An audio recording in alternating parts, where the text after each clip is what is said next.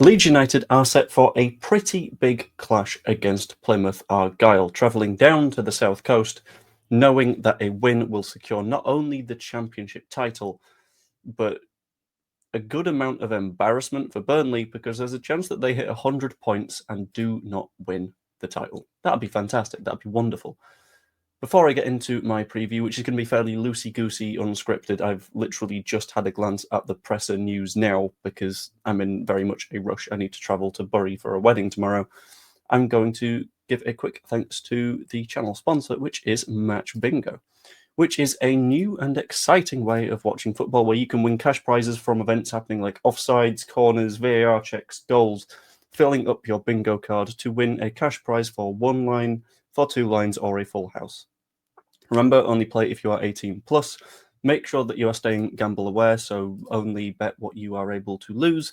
And if you have any interest in doing so, you can get a match bingo card at my QR code right here. And in the code I've got in the description, there's also a link to Gamble Aware down there as well.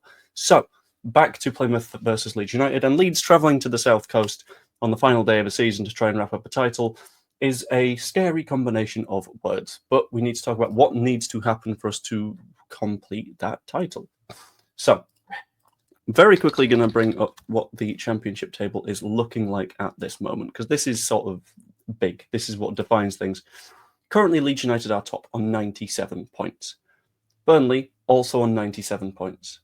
To be clear, if Leeds United match the exact same result as Burnley, Leeds United are champions. 1 second, I need to fight it. Okay, cool. Back to it. So if we match the same result as Burnley, odds are we are champions. This is because looking at the goal differences, we have 64, they have 51.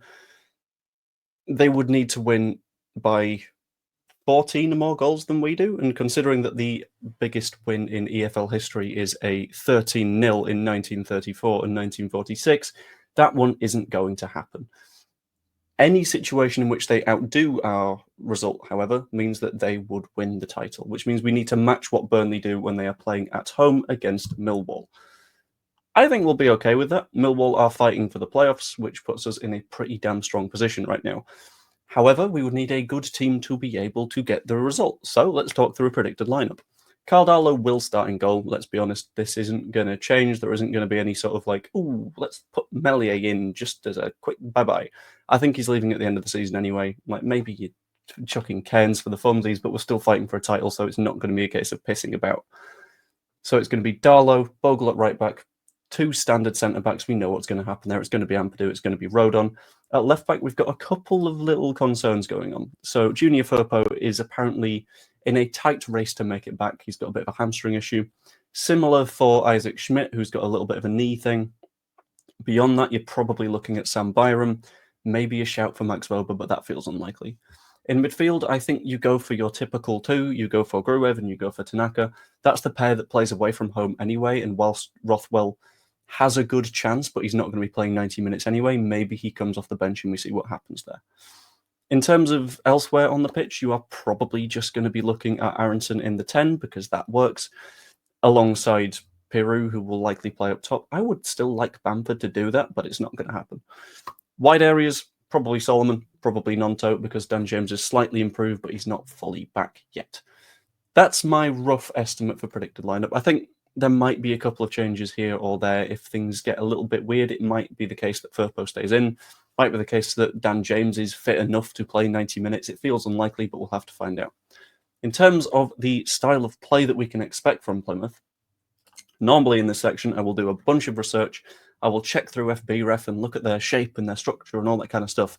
I don't think we need to do that right now, because we are currently in a world in which the only way that Plymouth do not get relegated is by absolutely blowing Leeds out of the water, whilst Luton get hammered at the same time by West Brom.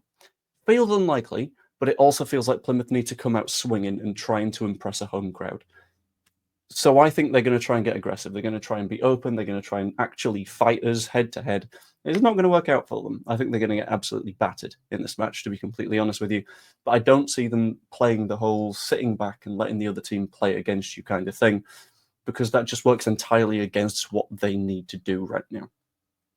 In terms of what to expect from the match, I think we are going to play some very attacking, very aggressive stuff. It's going to be the open, flowing stuff that we saw throughout the match against Bristol City, where those nice little link-up moves are coming in, and you can tell that the shackles have been released because the team is just in a flow state that is borderline magical. I absolutely loved it.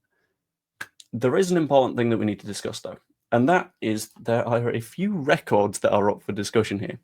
So, first of these records is record goal total for Leeds United in a season, which I believe is 98 at the minute, which is something that we can exceed if we score 6 or 7 goals. I would quite like us to get 100 goals, 100 points. Undeniably a ridiculous result, which I would love to get.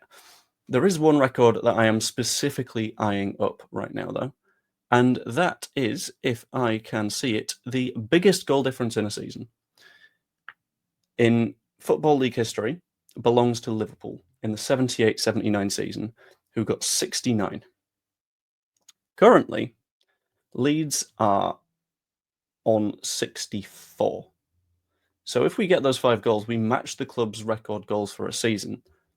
We match Liverpool's record. I would quite like us to break Liverpool's record, because I think what we've done this season has been absolutely ridiculous in terms of defensive stuff, in terms of attacking stuff. We've conceded less chances than Burnley, who are where they are because of a mix of bad finishing from other teams and James Trafford being a stupidly good player. I think we continue to break these records, and I have personally no doubt that we will continue to just sort of apply this pressure because we're in such a good spot at the minute. I'm going to do a very quick check of FB Ref again, because I'm kind of curious about something, and that is where we are in terms of clean sheets this season, because the record number of clean sheets, according to the EFL website at the very least, is 30 by Port Vale. Currently, we're not touching that. We're on 25, potentially 26 if we keep one against Plymouth, but I am hoping we are able to do that. 30 is also the amount that Burnley have right now.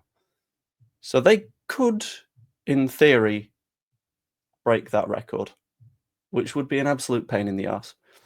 But to be fair, I can't be mad. They would absolutely deserve it because their backline has been ridiculous this season.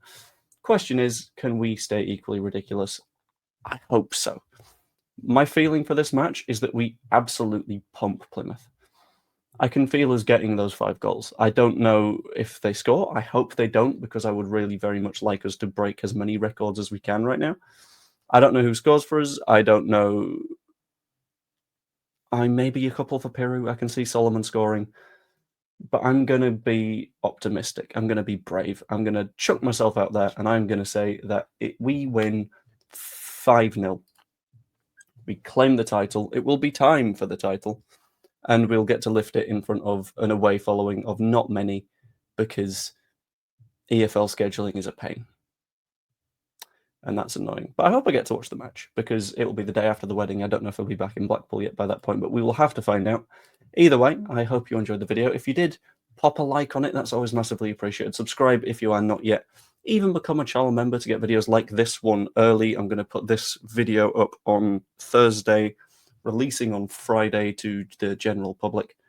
And I'll be doing that throughout the transfer season as well, just because it's a bit easier if I'm releasing late at night and then all that kind of stuff. Anyway, I'm waffling on a bit here because I wasn't hugely planning things. Also, scan the QR code, because that genuinely helps me, and it helps to fund the charity match. Yeah. Hope you enjoyed. I will see you later. Toodaloo.